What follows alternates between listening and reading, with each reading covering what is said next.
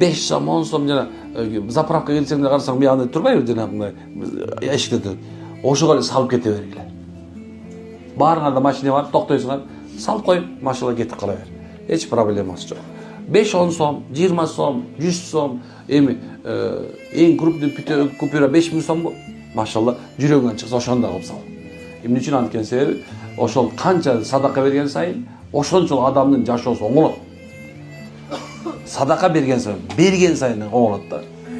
Берген сайын шайтан сени номер душман кылат, бирок тарта туруп кээ бирлер бар го, мынтип карап ичилип, шушу карасаң тетиген деп турат го. Шайтан ошончо мына бүгүн 10 сом бердиң, эртең 20 сом бердиң. Ар бине 10 сом бердиң, 10 метр, 20 сом берсең 20 метр, 50 сом берсең 50 метр, 100 сом берсең 100 метр, мынекен 200 сом берсең 200 метр, 500 сом берсең 500 метр, 1000 сом берсең 1000 метр, 2000 сом берсең 2000 метр, 5000 сом 5 километр, субханалла, шайтан сен жана гарантия жоло келбейт.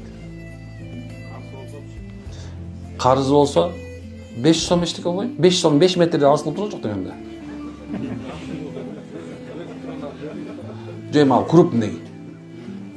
Бирөөнү үй салып берем деп баштабаш керек да, карыз болуп турчу. Мен тиги ата бермекмин деп болбойт да. Бирөөдөн ушул түшүндүңбү?